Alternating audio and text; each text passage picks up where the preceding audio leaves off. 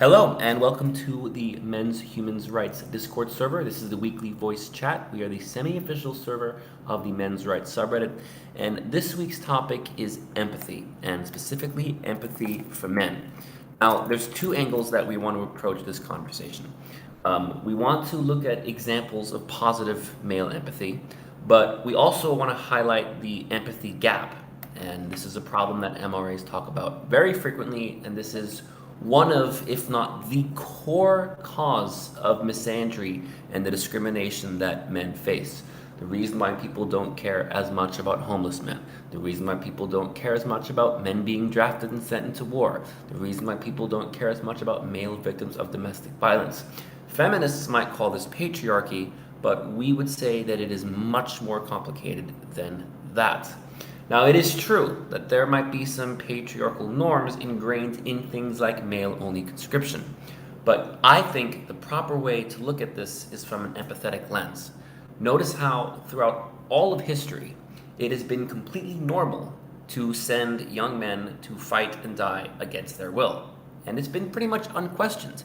And even today, in so-called progressive, gender-neutral countries, some of the countries that rank highest in the world in gender equality, such as Finland, such as Austria, such as Switzerland, used to be Sweden, no longer, but used to be Sweden, still practice male-only conscription. It still happens today, and it's something that, for the most part, by and large, society completely ignores.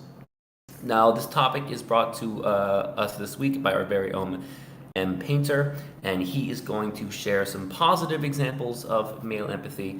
I am going to finish, unfortunately, on a down note, and I'm going to talk about something called the Women Are Wonderful effect, which I'm posting now in the text chat channel. Please do follow the text chat. Many people say it is just as much, if not more so, the main event of these voice chats. The Women Are Wonderful effect is a study that looked at if men and women were more likely to cause pain to male and female test subjects. And it showed that there is a neurological, biological, inherent, innate empathy gap towards men, where strangers are statistically less empathetic towards male strangers. And it was actually by a very big amount, if you want to take a look at that study. But there are some many positive examples as well of male empathy. And Mike, I know, has been researching on this topic and has a lot of things to share with us. Anyway, Mike is going to take it away. Then it's going to be an open talk. We do want to hear from you, so thank you very much. Yeah, cheers, Blue. Obviously, the most overt examples of male empathy towards men is to be found in extreme circumstances.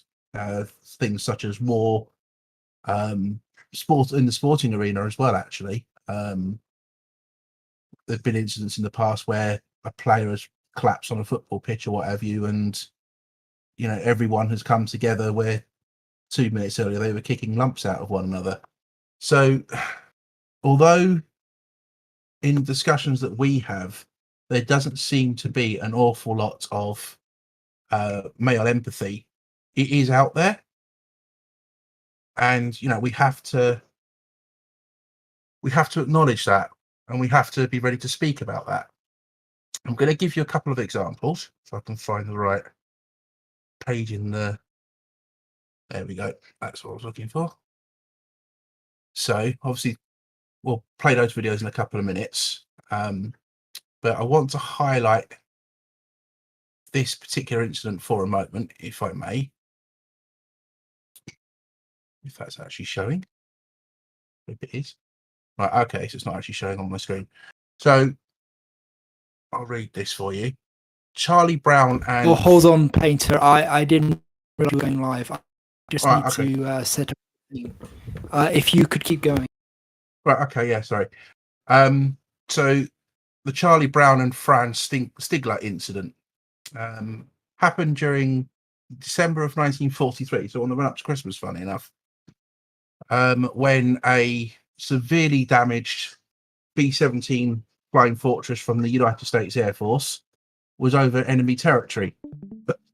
And Franz Stigler, who was a German fighter pilot, was sent up to shoot the aircraft down, essentially. And when he saw the damage to the aircraft and saw the people inside the aircraft, of which there was one fatality already, he decided that rather than shoot the aircraft down, he would actually escort it to safety. And it's another one of these examples of, men's empathy towards men, because he saw these other men as human beings at the end of the day, and men are humans. Screen, or what we know him as, isn't just a screen name, it's a statement of truth. Men are human, and it's something we need within this movement to really try and emphasize to people. In fact, the last time I believe that men were allowed to actually show their humanity and value their own humanity was during World War One, or just before World War One, when not enough men were essentially signing up to fight. So what happened was a British officer, I believe he was in the Royal Navy, decided to do something about it. And he came up with the idea of handing out white feathers to men who refused to fight. And lo and behold, the suffragettes took this one to heart and they ran with it in the worst possible way. And it was pretty horrific, to the point where the government basically had to hand out badges to men that were in civilian clothing but had been on the front line. And it's kind of ironic that the likes of Emmeline Pankhurst were involved in this when they were screeching about equality just beforehand. So I don't know if you want to show the pictures, you can now. I'm not sure if they come up on my screen there or not, but you'd have to flip to another to a tab where they open, but it is showing on the stream. So is it showing there now? Is it? I can see Discord at the moment. Right. Okay. I'm not sure how to flip. You just have to go to the website. Yeah, which I'm on. Yeah. So can you see that now? No. Hang on. What's going on here? All right. Hang on. Let me stop that for a second and try again. Change windows. There we go. There we are. Let's try that, shall we? Right. So there we go. This is the article about the White Feather Movement. If people want to read that, they can do. Go through it slowly.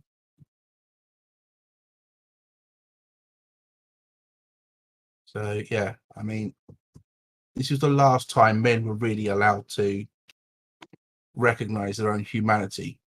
And I think that is a great tragedy. Does anyone else want to jump in on this for a second? Sure. We talked about the White Feather Movement numerous times in the past, just to fill people in if they are not familiar. And if you're watching this video on YouTube, then you can't click the links in the voice chat anyway. Sorry, in the text chat anyway. Just Google White Feather Movement World War One or White Feather Movement Suffragettes, and you'll get the same result. In World War One, there was a campaign by women to shame and bully men into enlisting into the war. And I believe her name is Emily Pankhurst, was the leading suffragette of the time. As early as 1914, before the outbreak of the war, was writing letters to the British government encouraging total war against Germany. This was before the assassination of Archduke Ferdinand, before there was an actual reason to fight, which, I mean, there was never really an actual reason to fight World War I anyway. But even before there was an excuse to fight World War I, she was, as the leading feminist voice of the time, calling for war, supporting the idea of total war, and of course, by implication, of the all-male draft. And the White Feather Movement did not slow down even after it was known just how horrific the war was. So even 1916, 1917, when the full grim reality of World War One was known, and it was a very, very grim reality to be sure, the White Feather Movement kept at it. They would attack teenage boys, underage boys, and they were really extremely vicious about it. And well, maybe not the worst part. I don't know if there was any one worst part. Just one of the disgusting things that they did is how they would completely ridicule and ignore and almost mock wounded soldiers, soldiers who had their legs blown off and then were brought back home. And these were the suffragettes of World War One. These are people who are idolized. These are people who feminists call heroes. But these people were terrorists. Mike knows more about this than I do. Did they not do bombing campaigns? Didn't they do terrorist acts?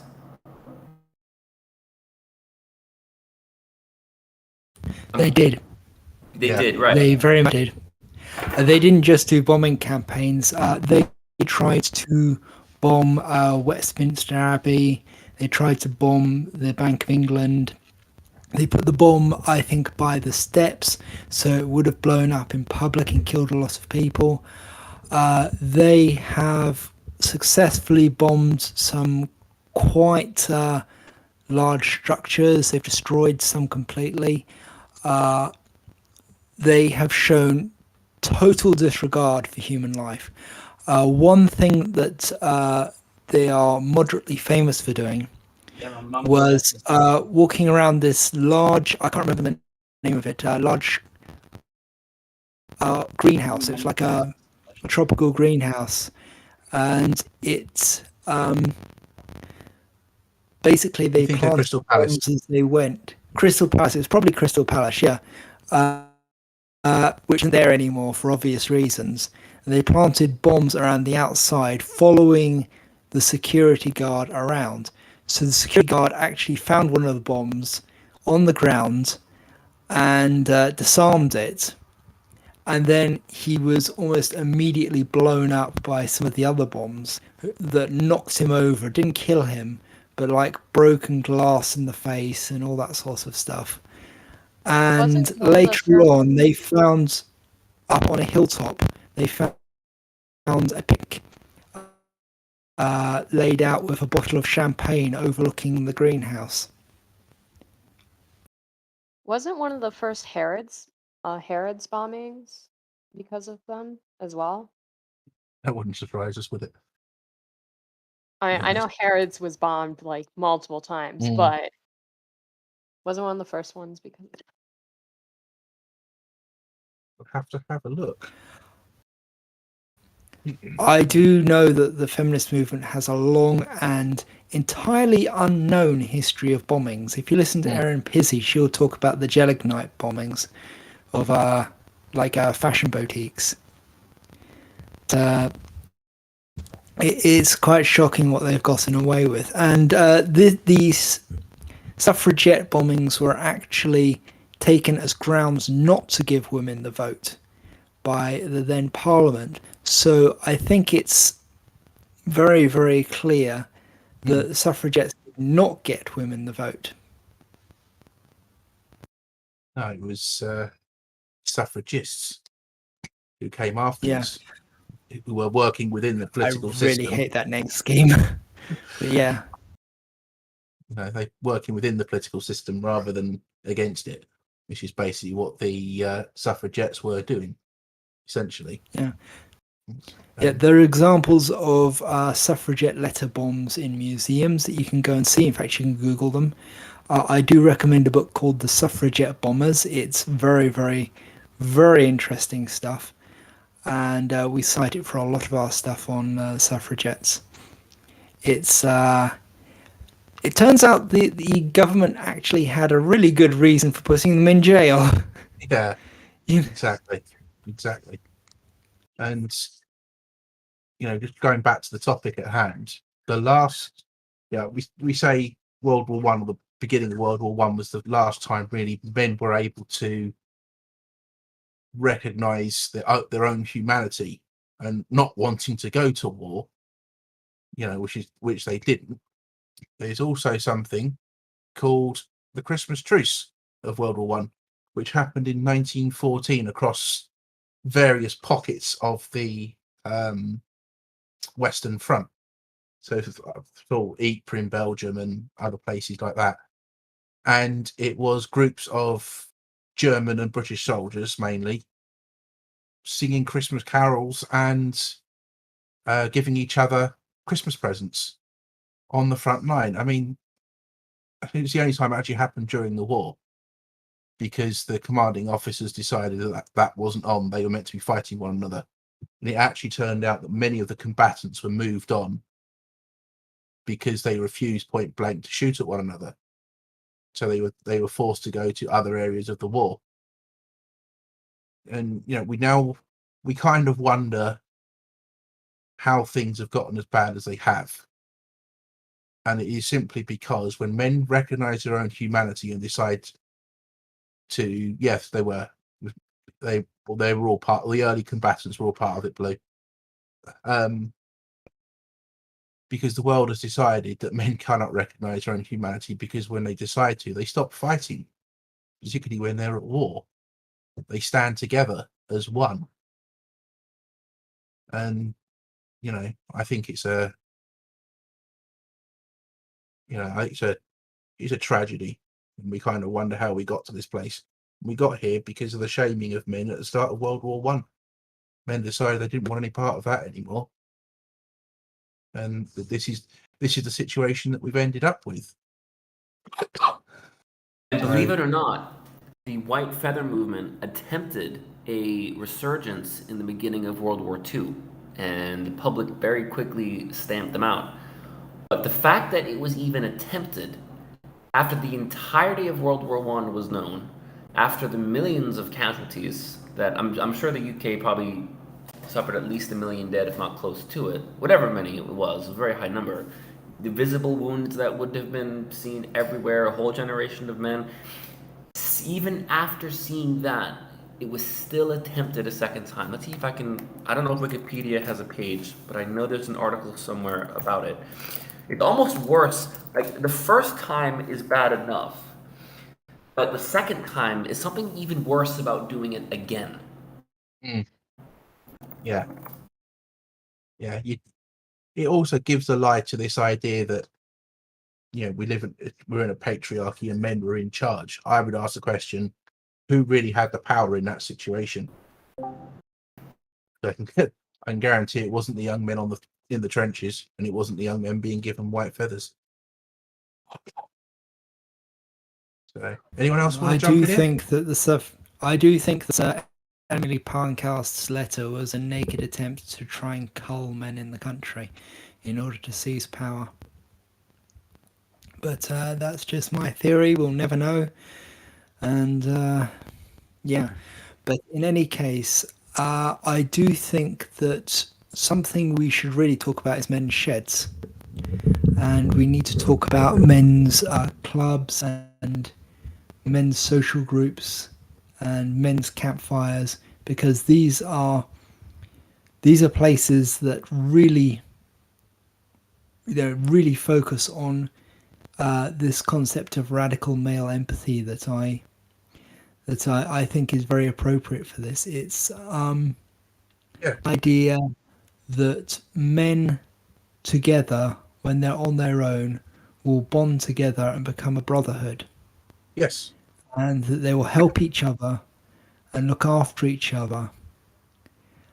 And I think that one of the most criminal things we've ever done is to get rid of all of these male spaces that have helped men so much.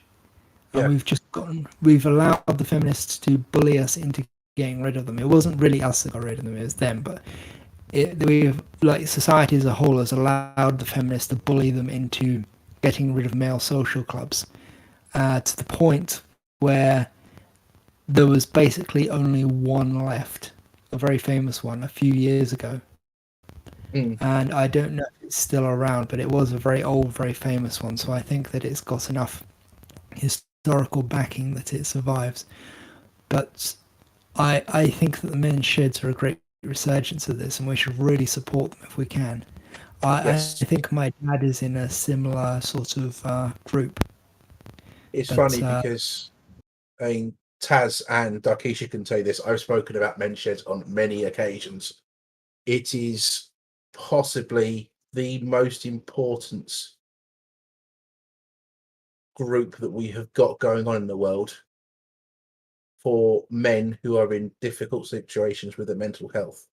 It is, I think, for the vast majority of men, the ultimate form of counselling, essentially, because you get to stand shoulder to shoulder with somebody else.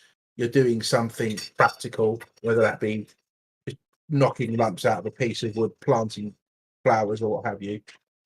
But there's that sense of camaraderie there. And what happens is generally the men start to open up about it, about things that have happened to them. I mean, I believe it started as a means for widowed men to meet and have a bit of company. So yeah, men's sheds is actually vitally important. I don't know if a couple other people want to maybe speak on this as well.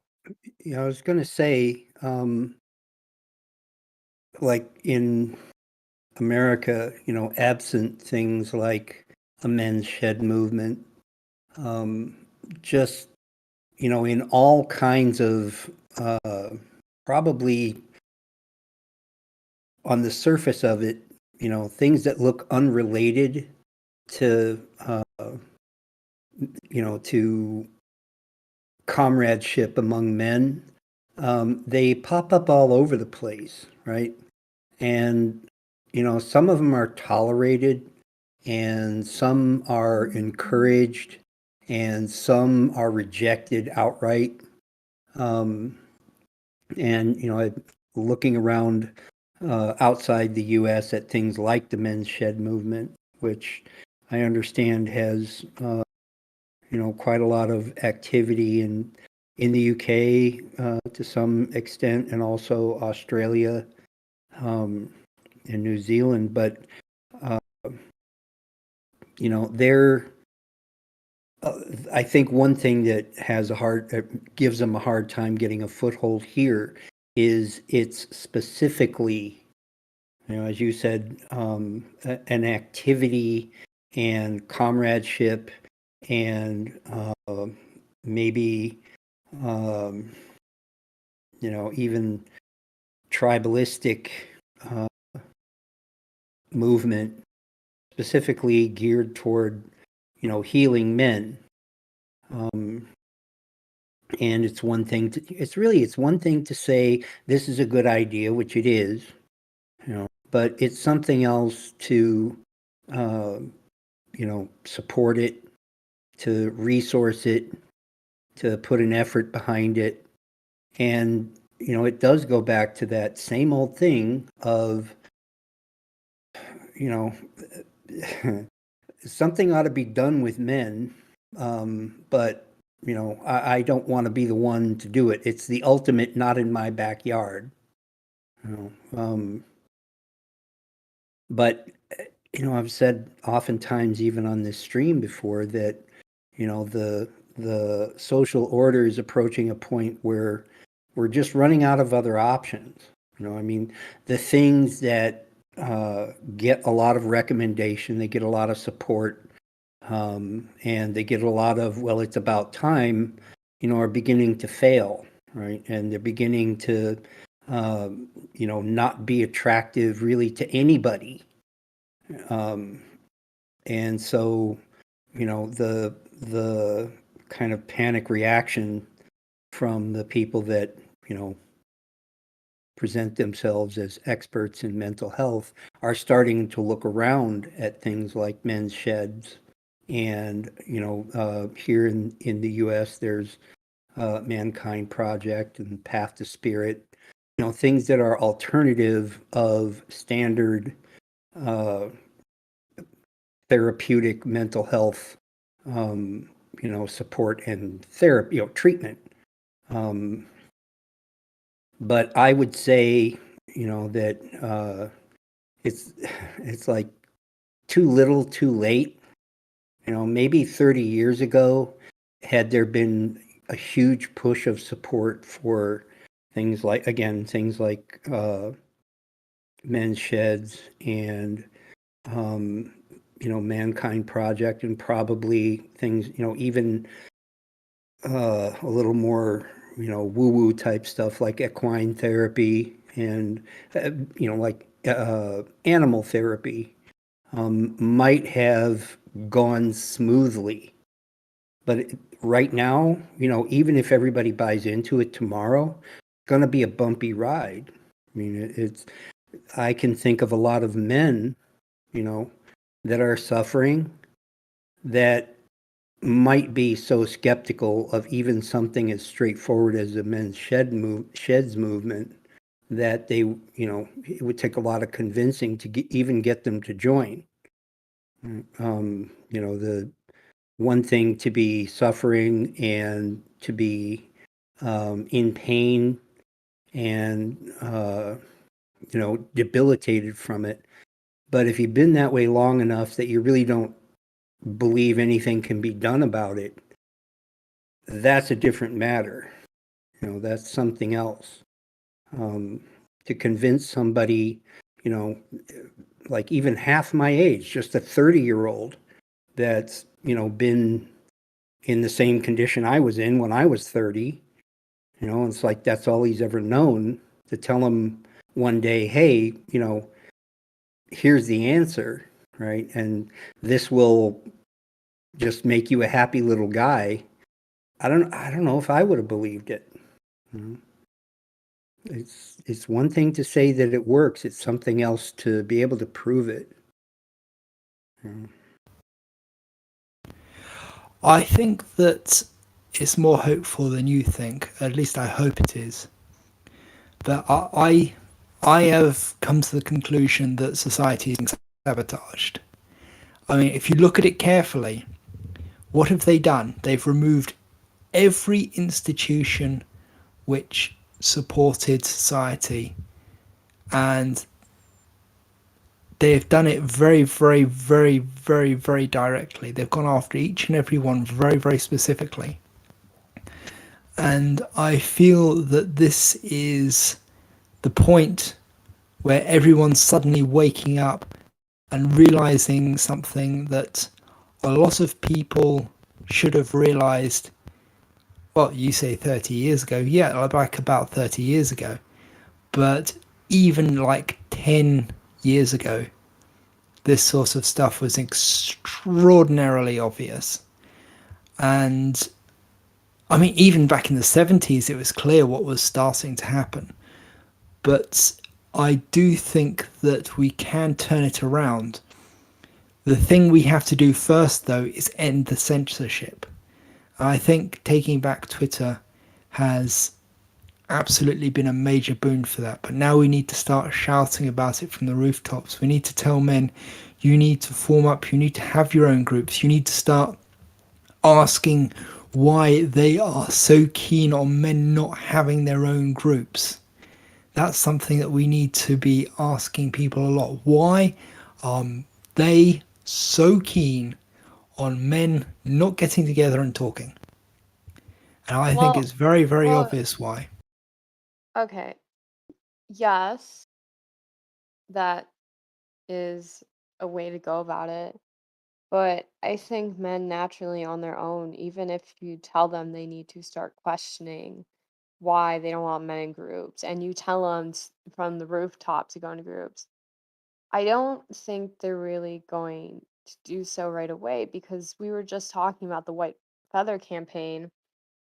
And this is going into groups a little bit, into mental health groups, and what Taz was talking about, men having their own spaces. I'm in some mental health groups, and one thing I've noticed is they're very heavy female presence.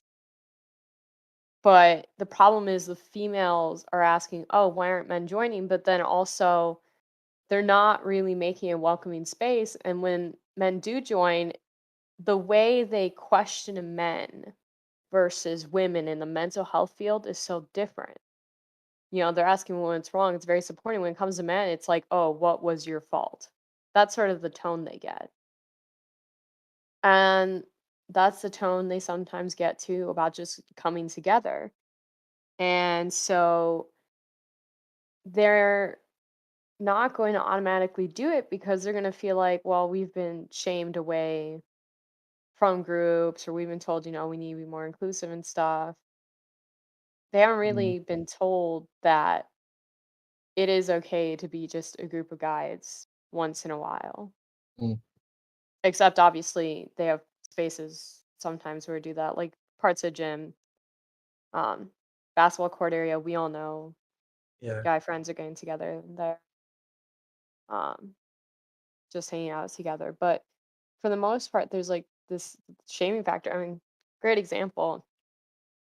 We had midterm elections in November here in the US, and it made absolutely no sense to me. I was sitting here in my mental health group on campus, and the volunteer from the organization, who's our sponsor, sat here and reminded us to vote Democrat to keep to vote Democrat so they'd make laws to keep abortion. And talking about women pride and stuff. And then it was funny because then a couple minutes later they got back on topic of why are there never guys at these meetings? I'm like, I think you just proved the point. Mm. What guy wants to show up to a meeting where you talk about the world, like you're talking about, oh, women repressed and stuff, like this is a mental health group. Yeah. Frankly, political topics should not be here. Yeah. If you want to talk about political stuff, you have an opinion, that's great. But there are spaces for that. Politics has never, ever been good for anybody's mental health. Case in point. Yeah. So, and then when it came to men, it's like, and our problem too, and Taz, we were talking about this once. You mentioned it, and I didn't think about it till afterwards about how we even have female MRAs who are starting to speak for men. Yeah. They're not speaking about men. They're not saying, "Oh, I know people have this." They're speaking up straight up for men. I think that's Yeah. another issue too. Is the mental health world thinks they're speaking for men instead of letting men speak, and so Ma, for what you want, the screaming off the rooftops. What really needs to happen is we also just have to, and I think this is where Taz maybe gets a bit, long-winded with the change society because it is a really long change. You can't just say, "Oh, we're gonna scream from the rooftops. We're gonna make guys notice." You also have to go the other side and be like, "Hey, you need to start realizing that you can't do the shaming. What you've been doing, you've been taught for so long, but it is not right. You need to, realize what it's really doing.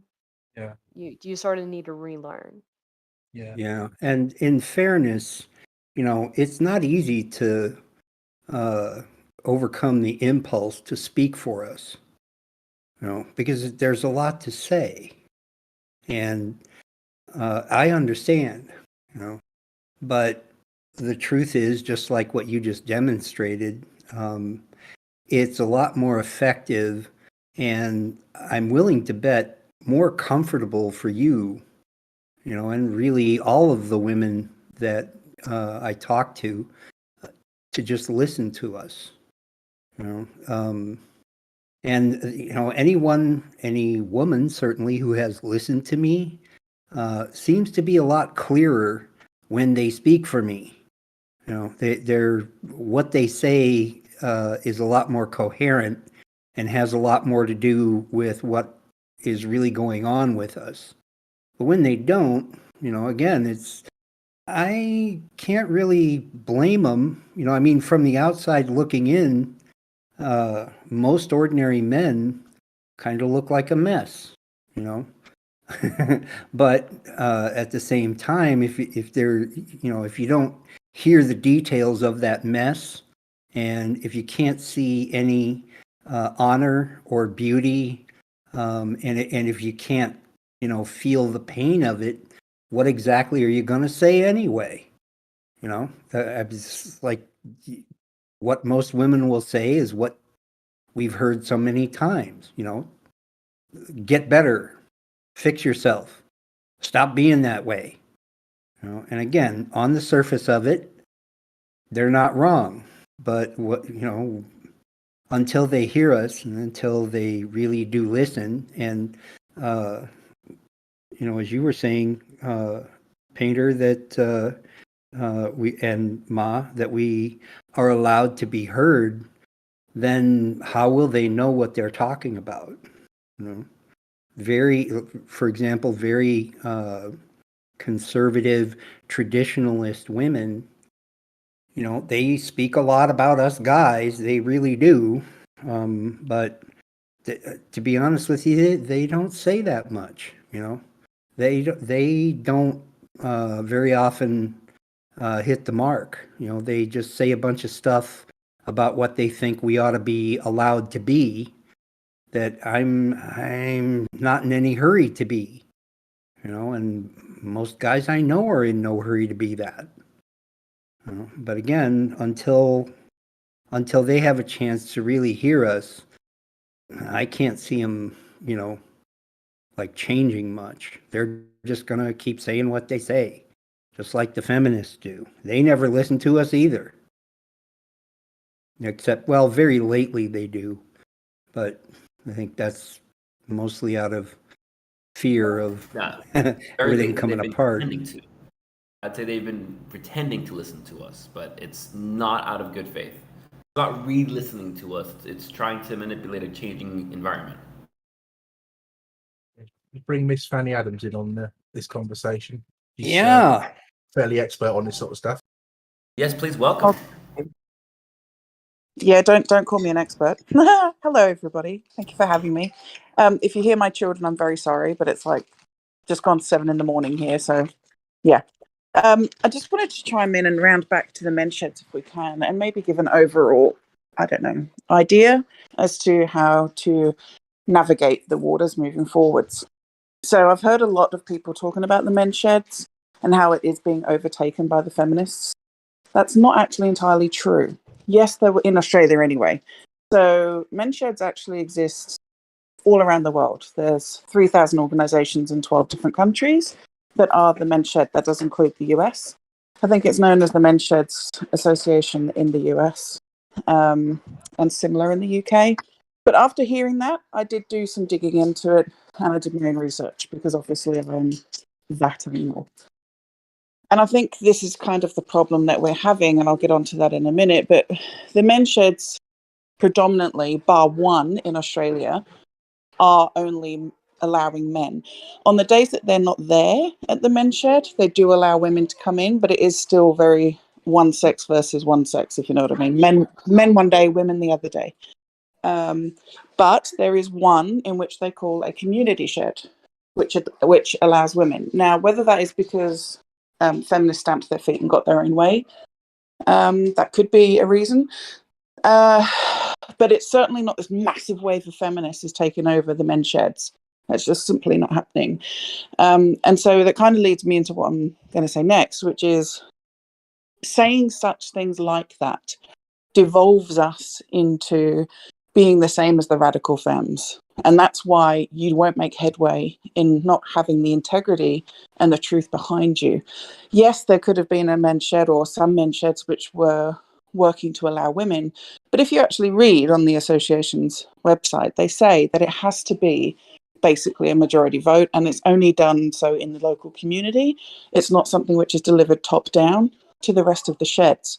In other words, if the local men in the community would allow women to be in their safe space, they would open the shed up. But that's only happened once. So in order to push back against the radicals, we can't be radicals ourselves, and we have to basically hold on to integrity and honesty in order to push the narrative forward. We can't be condemning ourselves in a fight to be right all the time. We have to try and be effective. And that sometimes means that we have to acknowledge the shit that goes on, you know, the bad things that can happen, but also we can also highlight how there is a huge need for men's issues, because there absolutely is. But we're not going to get there by conflating issues that simply aren't there. And it makes us look like we don't know what we're talking about, if you know what I mean. But also, then we're talking about mental health strategies. Now, obviously, as someone in the psych field myself, predominantly the area is now filled with women.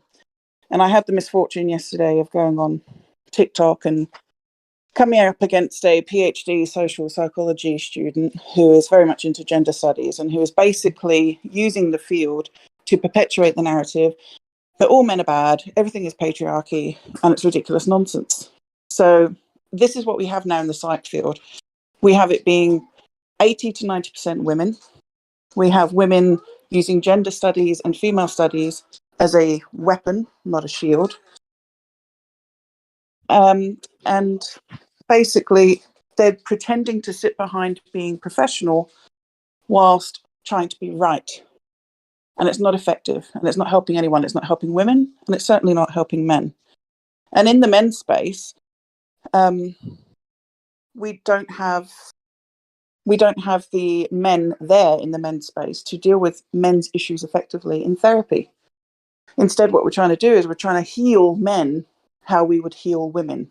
So if you've heard on the one side that we have in history used white males to base a lot of our medical history on, the same is now in reverse for psychological history. Yes, it started with a lot of white men 150 odd years ago, but now the field is very dominated by women and researched a lot on white women, and now we can't translate that over into men's issues.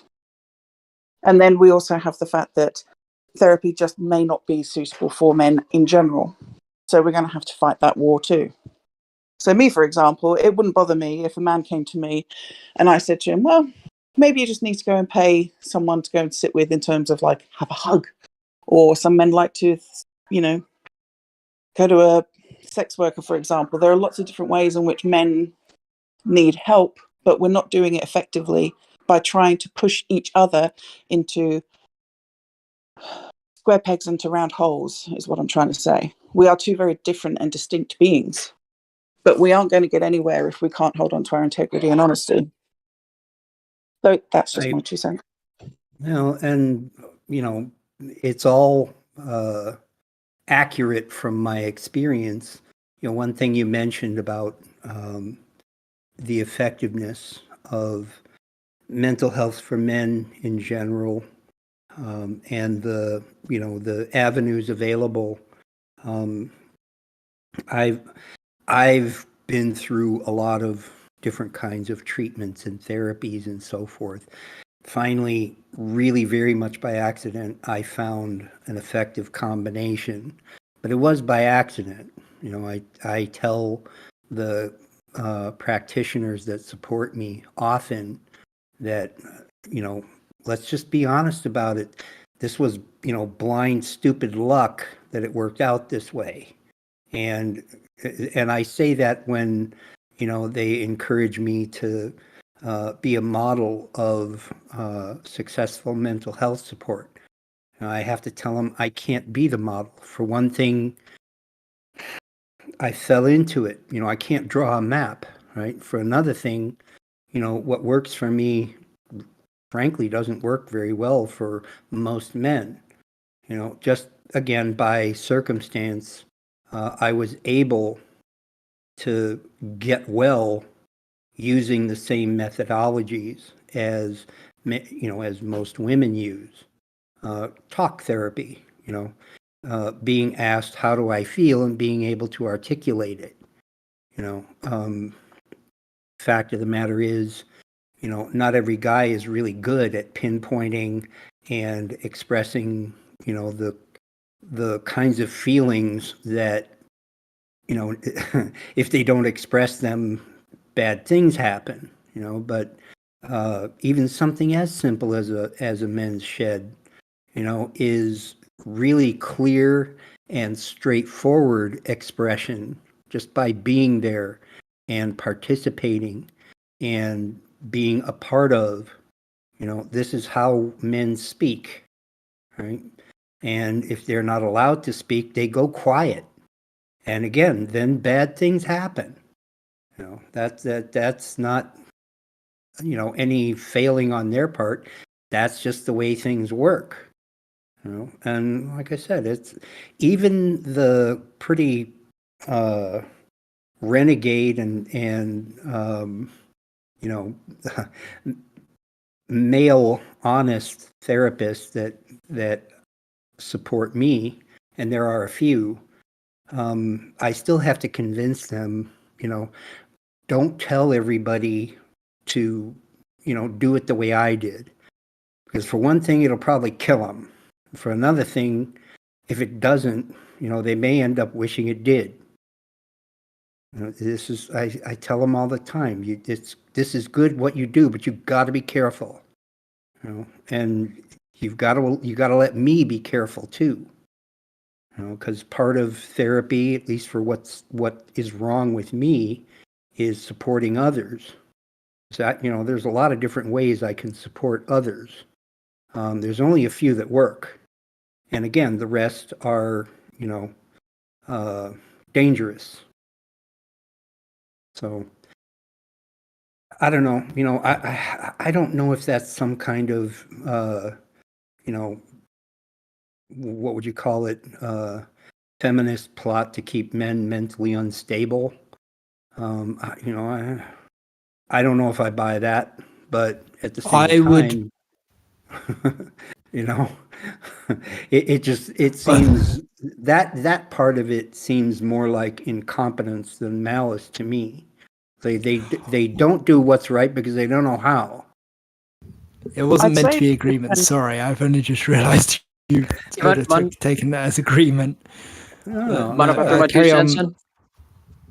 Go on. I think Miss Fanny Adams wanted to say something, and then maybe you can go afterwards. No, I was just saying. I think it depends on the therapist. So someone was just saying in chat there, well, how do I navigate the world of feminist therapists? And I think, you know, you might have been the exception to the rule there, and I applaud you for not basically being a poster child for, hey, we can fix all men. We're wonderful.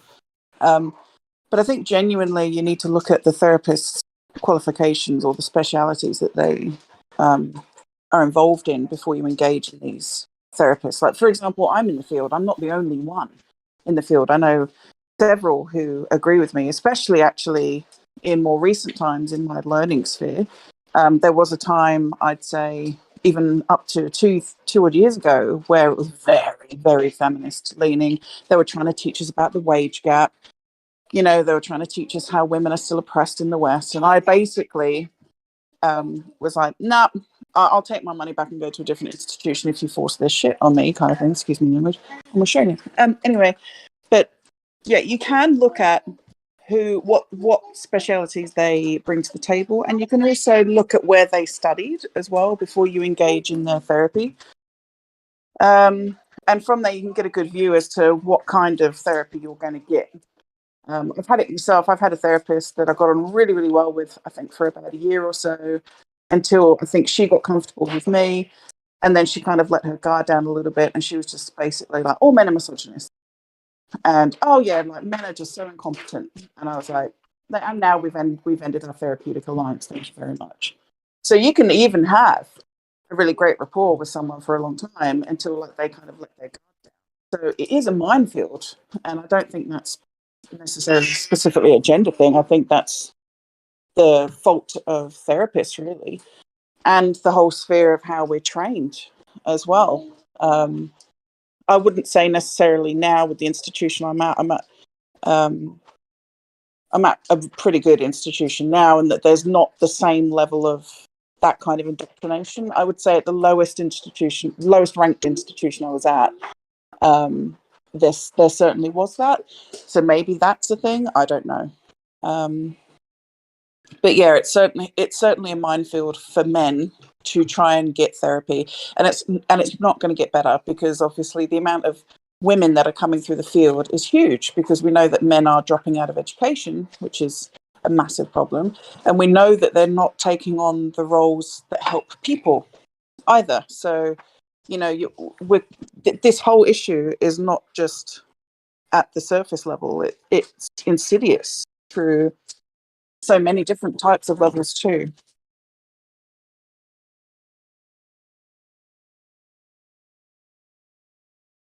Yeah, and you know the Alistair? the. Sorry, Alistair was All going. right, no. Go ahead, Yeah, Alistair. okay. Yeah, I just want to get my 2 cents in, and I'm just going to speak from experience talking with feminists like years ago. And I remember this distinct thing that a lot of feminists would tell me. They're like, okay, well, you're a man, you can't understand what it's like to be a woman. The other time I was like, that's kind of stupid or whatever. It's like, I just kind of disregarded it. But at the same time, I realized as time went on, it's like, yeah, no, I can't understand what it's like to be a woman. But by that same token, the majority of women are not going to be able to understand what it's like to be a man or to have the male experience. So, I don't think it's like necessarily like that feminists or even that they're being like intentionally malicious, or at least the vast majority of them. I've seen some malicious feminists out there. It's just I think they're incapable of understanding male suffering and the male experience. So I just wanted to throw that out there. Yeah. Thank you, Alistair.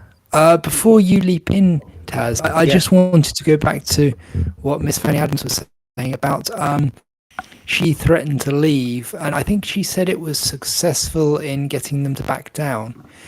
And I think that's pretty much what you have to do. You have to withdraw your participation in what they are selling and say, no, I don't want this. I need to lodge complaints. And you need to say that this is derogatory, it's demonizing, and so on. I mean, we've had multiple guys on here tell us things like you're only, like their therapist said, you're only depressed because you're losing your male privilege and you're becoming, an equal in society rather than a superior and stuff like that. We had a couple of guys, like right, especially after the APA guidelines were released, the notorious ones. We had a couple of guys saying that therapists had said that to them, and they were struggling to find a therapist who didn't think men were evil and masculinity is evil and stuff like that. And I think this betrays what their actual goal is, which is to do away with masculinity and have men be feminized, which isn't good for men and it's not good for women either, because society needs masculine men and feminine women and everything in between. It needs a spectrum. And if you destroy a big and important part of that spectrum, then society crumbles. And we need to spread the word about that and make sure that people realize that we need, we do need men who are traditionally masculine, and there are men who are out there who are just naturally traditionally masculine, and telling those men that they are toxic in their entire existence is toxic is itself toxic. And I think there needs to be a huge blowback on these people who think that there's only one way of doing things, like the Michael Floods who are on Twitter this week saying, why don't men wear dresses? I mean, that's fine for people who want to transition to being female, but it's not that fine for regular men to have this pushed on them, and to have this artificial, you have to conform to feminine ideals rather than be yourself. It's very, very toxic. Is that in relation to Mr. Flood, Miss Adams? Yeah. I don't think anyone should be being forced to be masculine or feminine, but I also notice that there's a huge attack on dudes just being masculine. They're made to feel like that they're tiptoeing on eggshells 90% of the time. It is really obnoxious, but I think there needs to be a pushback about that, is because it shouldn't really matter what way you are, just be yourself at the end of the day. I'd say that for women as well. Yeah, like I said, it's kind of it's an incompetence that is cultivated and developed by people who really are malicious. In other words, they take the natural inexperience with men's mental health that most women, start out life with, and, they just develop it as much as they can. But like I say, I have found caregivers that, that don't fall for that. And, Fanny tells me that she is the same. It's just a matter of knowing going in, that one is incompetent, just out of inexperience and lack of training, and that the training, may make you competent, or it may corrupt you.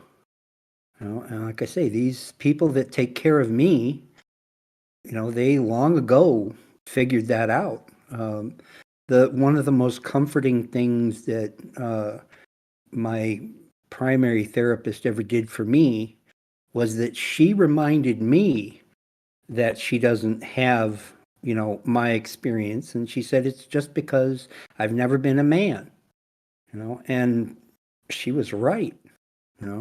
The nerve and courage it takes to say that to a client who started out therapy, traumatized, suicidal, and profoundly alcoholic, to get to the place where you can admit that to your client, that takes a lot of nerve, right?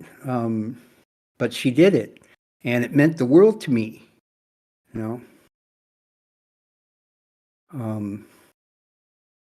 like I said, it's like anything else. There's a right way and a wrong way to do it. And the powers that be, that do want to, basically dismantle masculinity, are hard at work making sure, that people trying to help remain as incompetent and distracted as possible. But a lot of them are just saying, no thanks. I got my ticket, I'm going to go do the right thing. And it takes courage, but the tide is turning. It might be sure, I think it's out of panic, but it is turning. Yeah, it's gotten more popular. A lot of men's issues are getting more popular. I mean, even with like the whole Andrew Tate thing, I don't even like Andrew Tate as a person, but it is like bringing in awareness that things are not like all right for like average men. Like they ain't doing all right. Yeah, him coming to prominence was, just lifting up a warped floorboard, finding a lot of rot underneath. And Yeah. it was something that should have been, it would have been wise, to head that off a long time ago, but we didn't, we didn't. And now we have this, there's more mess to clean up. It sucks, but it's still doable. Yeah, I mean, It a lot of now people. it takes more work. Mhm. Yeah. A lot I of think people like. Oh, go ahead if you want to. I've already talked already. I'll make it quick and then you can speak, and I think some others want to speak.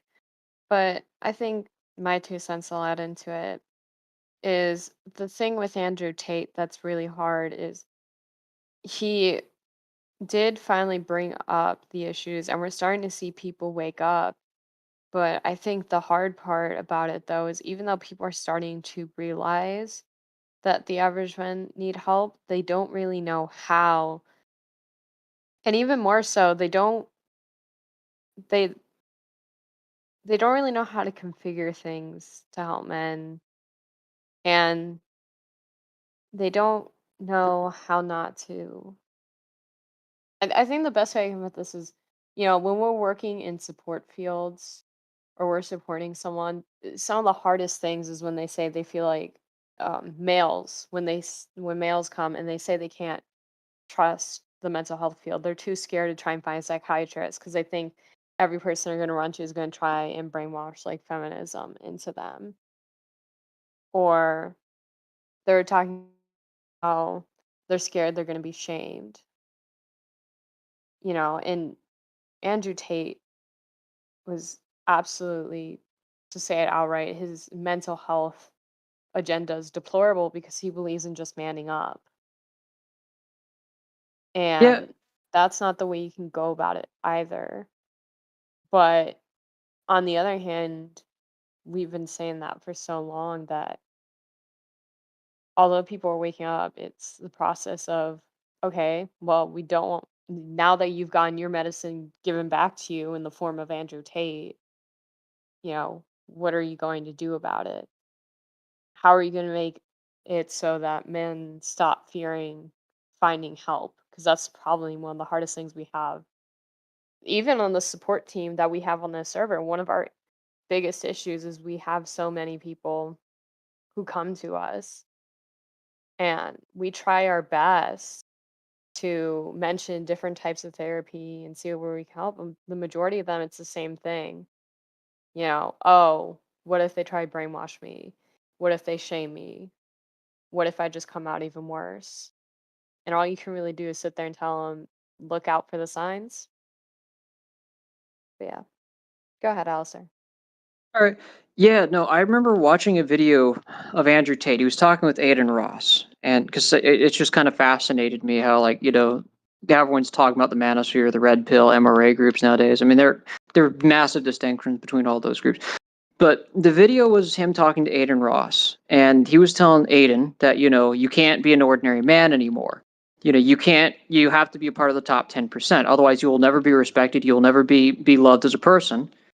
And I realized that the unfortunate part is the way these issues are coming about and the way they're manifesting is that they're tapping into like some very deep insecurities that, the ordinary man feels like within society, that he's not quite measuring up to the standard. So, that's why like the red pill and all these self-improvement things. I mean, I'm not going to say self-improvement's a bad thing. I'm more interested in the reason behind the self-improvement.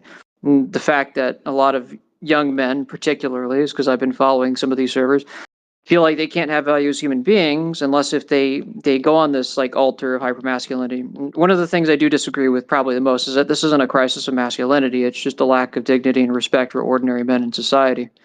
Because after watching that clip, it became apparent to me that, while the feminists are saying that it's men being made equal to women, they're really not. They're not giving respect to like ordinary men. At the same time, when they talk about like displacing male power, these same feminists will make themselves an alliance with high value men to begin with in high places to get their way. So we're still at the problem is that men are kind of sandwiched between two groups that kind of have a subtle resentment towards them.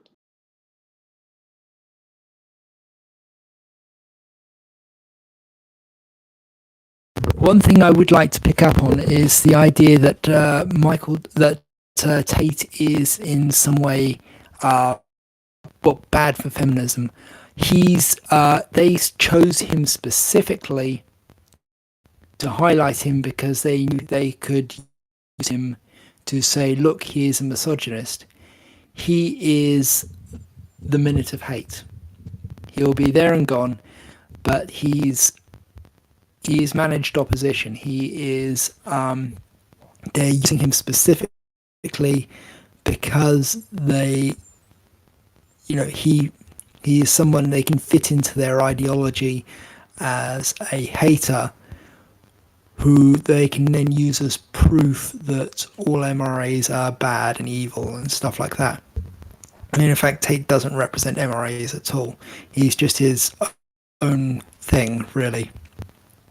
But this is what they'll do. They'll single one guy out and they'll say, look, here's the bad man, and look, all the bad men are following them. But they created the entire Tate situation. There was no Tate until they came along and started amplifying him to everyone. Like, the first we heard of Tate was them saying that he is evil and that he was like trying to, put women in cages and stuff like that. That's what they do. They're all about manipulating the public square. So when you're getting your information from them, be aware that the information isn't just wrong, it's manipulative and it is intentionally gaslighting you. So Andrew Tate is not important. He's just somebody they're using at the current time. but he may be useful in that he causes people to realize that there is a fight against feminism. So it's quite possible that that will break people away from them and get people to start Googling us, basically. But it's hard to say what the long-term effect will be. Andrew Tate is a symptom of the problem, not the problem itself. And there are other things that we can point to and say, look, this is what's really going on here. And I think more and more people are starting to listen. They are starting to get the idea, and it can only be good. But I just wish Tate would disappear back into whichever hole he crawled out of and never show his mug ever again. Well, I think you're right about that. It's I do think that we need to energize people and get people to realize that the real movement is here, and it's sorry, I've lost my train of thought there. Go on, Martin. Oh, I was just going to say, the issue with Andrew Tate and most of the truly misogynist and self-absorbed manosphere is that they are not us. And the frustration is that as part of the movement, we know they're not us, and they never were. But with men who are just totally civilian and kind of oblivious but unhappy, when they find out that we are not like that, they're befuddled. It's confusing and disruptive because it's not what they've been told all their life. What we say is not what people hear their whole life. And, we have to come to grips with that. We have to accept that, especially when addressing men in general, that we're not telling them what they came here expecting to hear. And I mean, that's okay. That's very good. But I have to work not to forget that. I have to work not to make men who are trying to figure out what's going on feel foolish, or or have them walk away feeling, like they've been duped, right, by everyone else. Because I felt that way. I felt that way, when I first came into the movement. I was very unhappy with myself, but I got, it's like I had to get over it. But in the subject of this show is about men having empathy for men, and one thing I have empathy with just ordinary men about is the fact that this is a very confusing and frustrating time for all of us. We enjoy the luxury of kind of being able to peek around the corner and see that things are not as they seem, but at the same time, not everybody is like that. Not everybody has had that, and it would do us well to remember that. Be patient, and same thing with women that that really genuinely want to be helpful and be supportive. Sometimes they get a little clumsy, just like us, and that has to be okay. One thing about the other side of this is that they're incredibly intolerant of the ignorance of the newcomer. We can't afford to be that way. We have to be kind, and we have to be patient, and we have to be honest, and we have to try to be humble, and we have to let them know that we have been where they are now. So This is a dangerous and delicate time.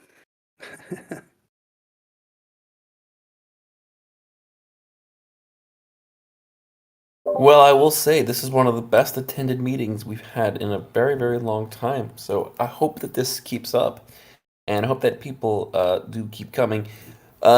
Because the group is rather large, this is when it starts getting difficult to get everybody heard. If you do want to speak, please just type up in the text channel or DM one of the mods, and we can get you on the air. So if anyone does want to speak, please do so. Let us know in the text chat or DM us. Reaper, you want to speak? Perfect. Take it away.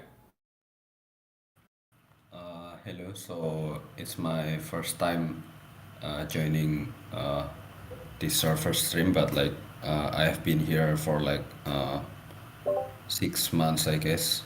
So like, Oh, we know you. Yep. please forgive me if I am like not clear enough or quite ignorant in some topics. So, but I guess I want to share about my experience. Like, well, basically I live in a third world country, so like I guess my experience is kind of somewhat different from what you guys have been talking about, and it's like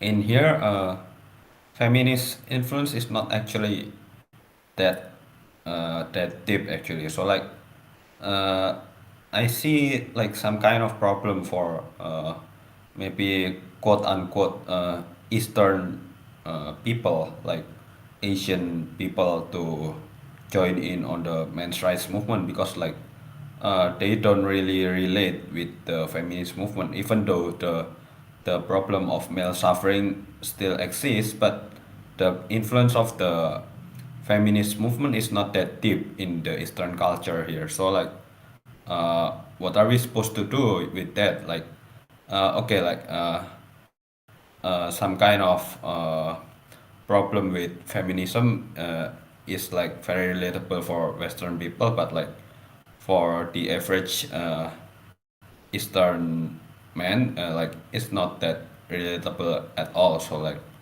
I think the focus needs to be changed from the harmful effects of feminism into how we can help men, and like how men are suffering, and like what concrete ways can the individual men do, and like what can we do as a collective for society. I think that's all that I want to share.